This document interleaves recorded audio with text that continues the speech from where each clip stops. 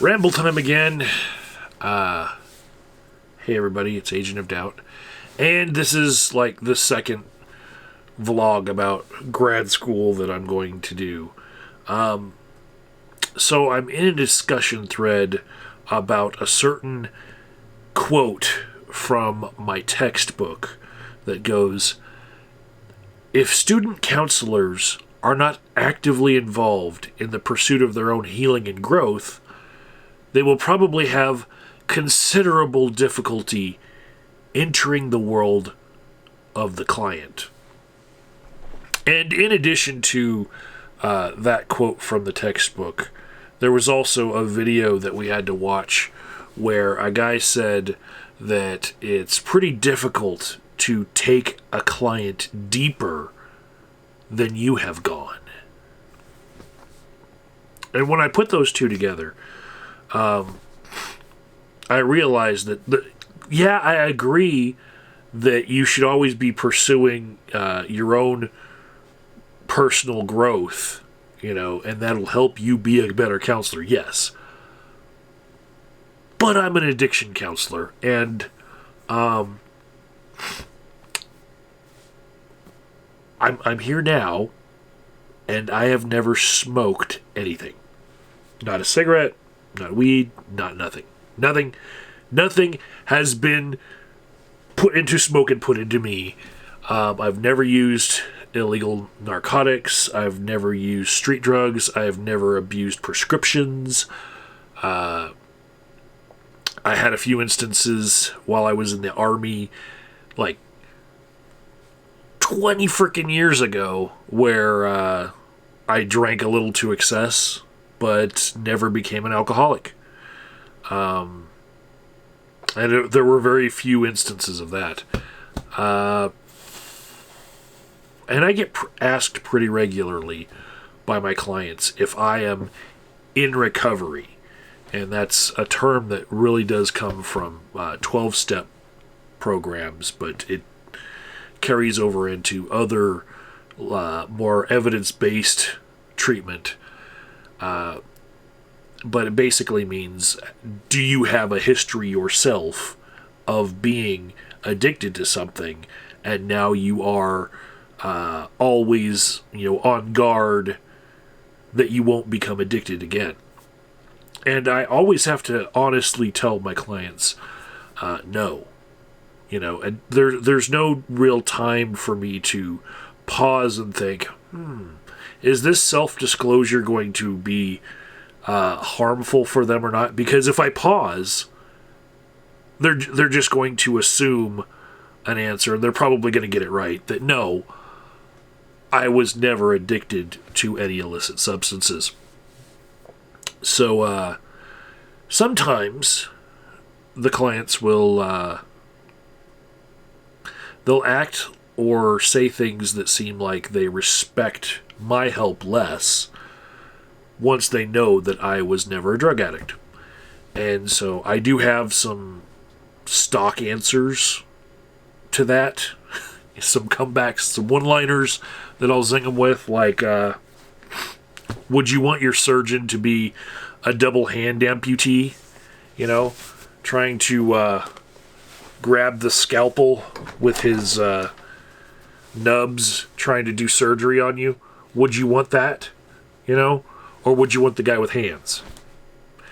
Would you require your psychiatrist to be psychotic before he was treating you?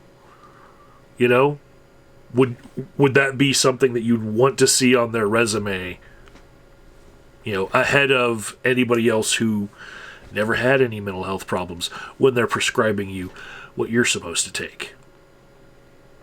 Should all police officers have extensive felony records? Because if you're going to be slapping cuffs on someone, you should have had the experience of being behind bars yourself at least a couple times, right? If I'm following this logic here, do you think my boss would give me a raise and a promotion if I decided to personally research all the drugs that you have taken by doing them over the weekend so that when I get back, on Monday, I can counsel you better because I know what you've gone through. Why wouldn't they give me extra credit for that? And last but not least, I love to tell people that if they want to know more about how to use drugs, they should talk to their drug dealer. And if they want to know how to live clean and sober, talk to an addiction counselor who lives clean and sober and has a lot of experience doing that, So yeah, I know I've talked about this before on my channel, but I don't know that I've put it all coherently in one video for you guys to hear, how I do believe that I should, continue to personally grow as a person and maybe even receive counseling to be a counselor. But also, I don't think that that I have to use drugs in order to counsel somebody who is an addict. I also think that broader than that, even bigger than that, I believe in empathy, and I think all counselors should. But if I didn't think that I could empathize with people who were different than me, I don't think I would want to be a counselor, And this goes for whether or not I've done the same drugs as them in my life, or if they are from a different walk of life. They've had different experiences than me, and at some point you just have to connect on that human level that we both bleed red, right? We're both speaking the same language, or using an interpreter with the language line. But we're communicating, and we're on the same page here. Now, you want to get clean. I want to see you get clean. I want to help you. Let's do this. A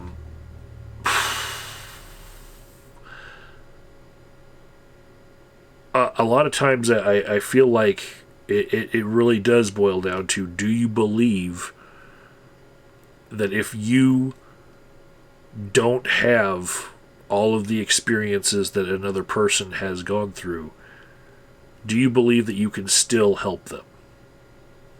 And I do. And there's a lot of different things, political these days, that people think, oh, well, if you've never experienced this, then you just don't know, and you can never feel it. You can never put yourself in their shoes. And I